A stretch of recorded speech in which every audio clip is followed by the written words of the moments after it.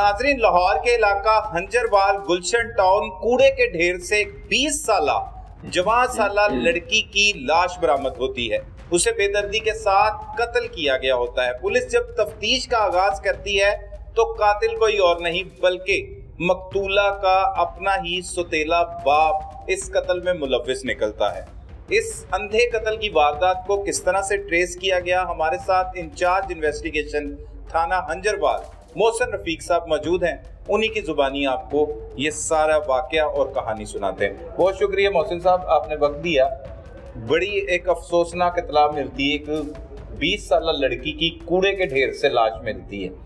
कैसे तफ्तीश का आगाज करते हैं, मौके पर पहुंचकर क्या क्या देखते हैं और किस तरह इस तफ्तीश को लेकर आगे चलते हैं? जी अस्सलाम वालेकुम, बहुत शुक्रिया। सबसे पहले तो ये 18 तारीख को सुबह 6 बजे के करीब एक 15 की कॉल होती है कि एक नामालूम लड़की, जवान लड़की की डेड बॉडी गुलशन टाउन के एरिया में कूड़े के ढेर पे पड़ी हुई है। सही, जिसकी कोई शनाख्त नहीं है।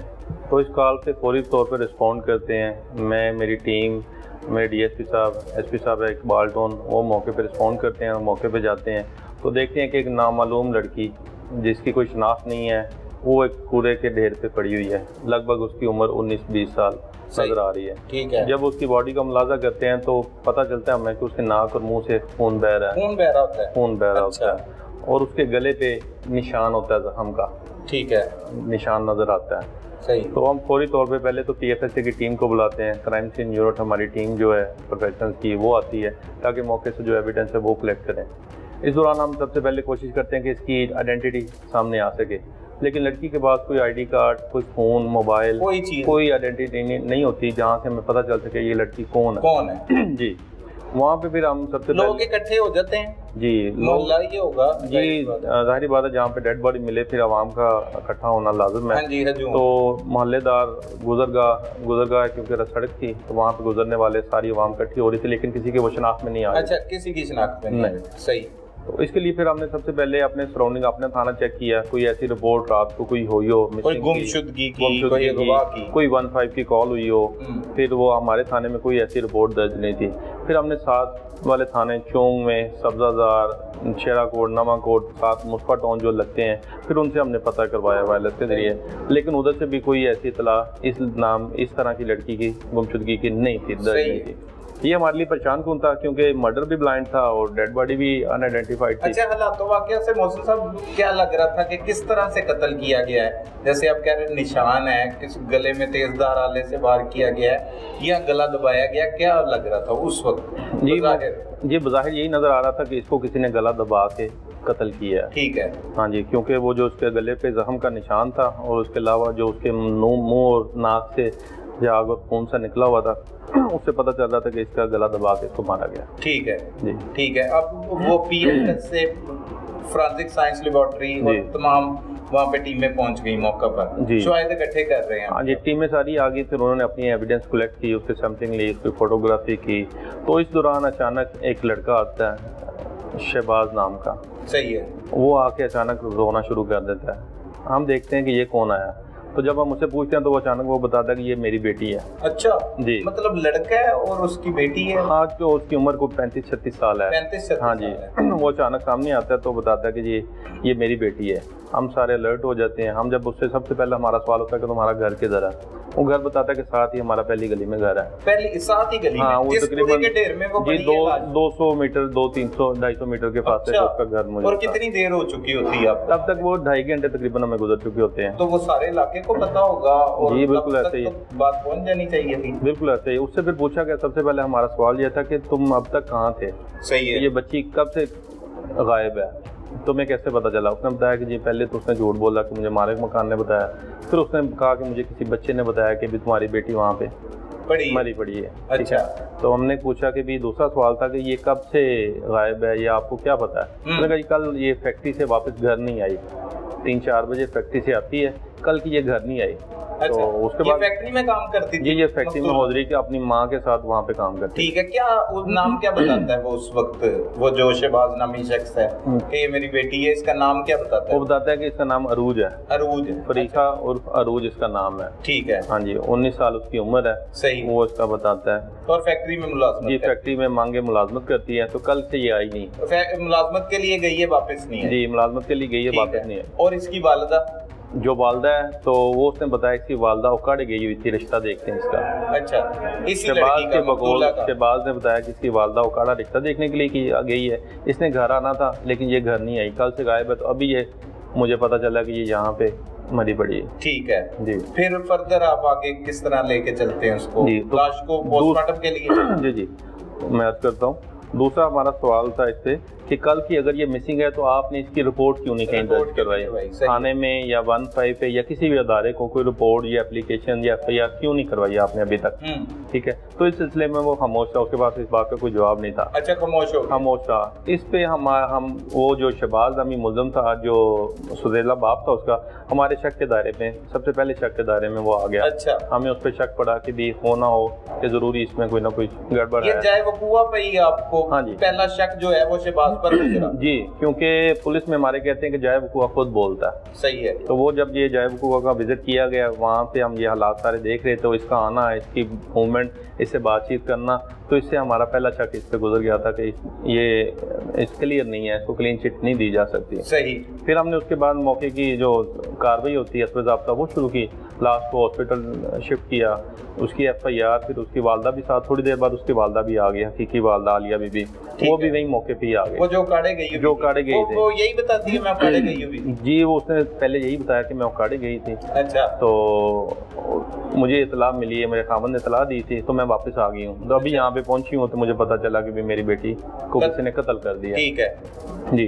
तो हम शहबाज नहीं बताया था उसे? शहबाज ने उसे फोन पे बताया था कि ये मामला हो गया। सही है। उसके बाद हम लाश को पोस्टमार्टम के लिए शिफ्ट करते हैं, हॉस्पिटल शिफ्ट कर देते हैं। वालदा क्योंकि हकीकी होती है, हकीकी वालदा की मदय्यत में नामालूम मुल्ज़मान पे फिर FIR 302 की दर्ज करते हैं। ठीक है। तो उसका जो पोस्टमार्टम है वो मुकम्मल करवाते हैं। इस दौरान फिर पोस्टमार्टम होती है, हम अपनी तफ्तीश का भी साथ साथ आगाज़ रखते हैं। 2 टीमें हम बन जाते हैं, साथ साथ जो है दूसरी टीम CCTV मौके की देखना शुरू कर देती है, एविडेंस इकट्ठी करना, मोहल्ले से पता जोई करना शुरू कर देती है। फैक्ट्री का भी विजिट करते हैं आप? मुलाजमत करती है?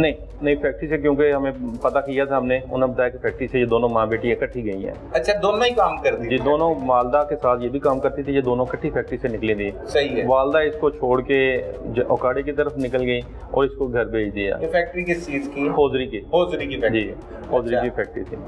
ठीक है।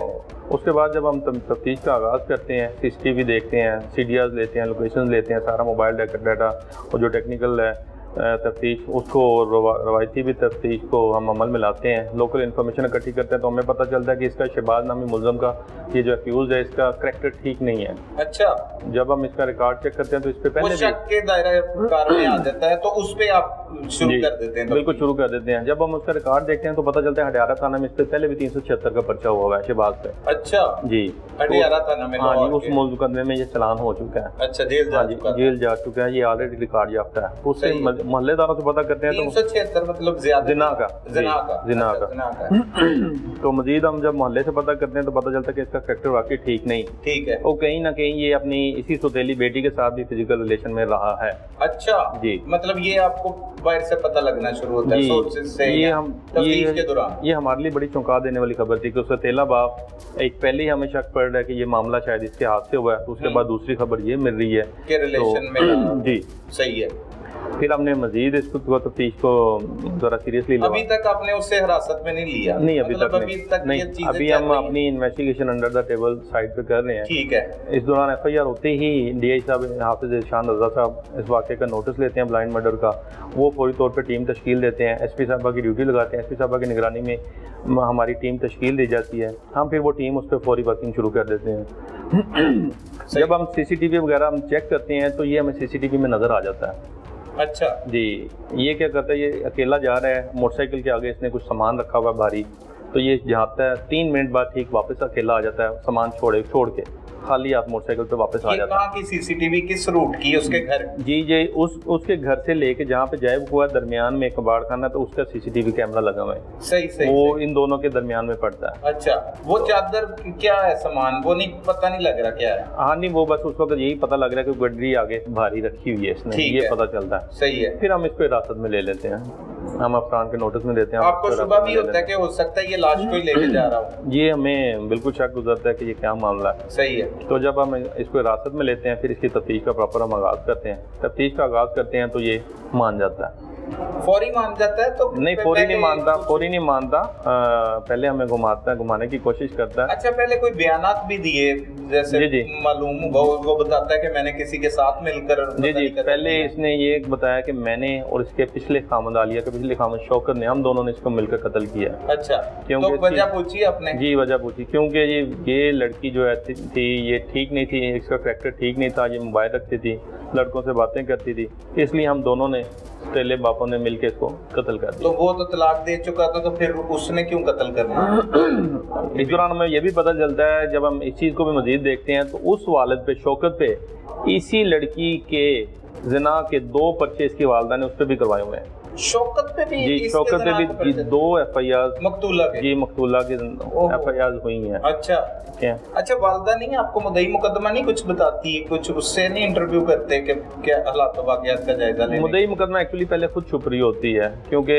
वो उसने भी कुछ थोड़ा सा गलत बयानी की होती है, वो काड़े नहीं गई होती। अच्छा, हम जब तफ्तीश करते हैं कि हमें लगता था कि भी पहले कि वो काड़े नहीं गई है, कहीं और गई है, तो वो जबकि छुपा रही थी इस बात को। फिर जब तफ्तीश सामने हमने CDS वगैरह ली, तो पता चला वो काड़ नहीं गई, वो उसी खावन साहब का खावन शौकत के पास उस रात गई थी। अच्छा जी, मतलब जिससे लैदगी हो चुकी है, जिस पर पर्चे भी करवाए हुए हैं बेटी के साथ ज्यादती के ज़िना के, उसके पास चली गई? ये उसके पास गई थी। अच्छा, और रात ये उधर रही है, ठीक है। तो इस पे हमें फौरी तौर पे ये भी क्लियर होगा कि ये मुल्ज़िम जो है ये झूठ बोल रहा है। ये बात हकीकत है, आलिया शौकत के साथ ही, तो शौकत इसके साथ नहीं मुलव्वस। और शौकत की फिर जब हमने मोबाइल लोकेशन CDR ली, तो वाकई वो भी इधर के इलाके की नहीं आई, वो अपनी फैक्ट्री कोट अब्दुल मालिक एरिया में ही पाई गई। अच्छा, सारी रात की। हाँ जी, वो इधर नहीं आया। फिर हमने दोबारा इसको ज़रा रवायती तरीका तफ्तीश इख्तियार किया, तो फिर इसने सच बता दिया, आखिर उगल गया कि ये मैंने अकेले किया। अच्छा, ये कल फैक्ट्री से 5 बजे आलिया वापस आई थी, फरीहा वापस आई थी, 5 बजे मैं घर पे अकेला था, तो ये आई है, तो मैंने इससे पूछा कि ये मोबाइल क्यों रखा हुआ है तुमने, तो उसने मुझे जवाब ठीक नहीं दिया। इस दौरान मुझे गुस्सा आ गया, तो मैंने तैश में आके इसका गला चादर से घोंट के इसका सांस दबा के इसको कत्ल कर दिया।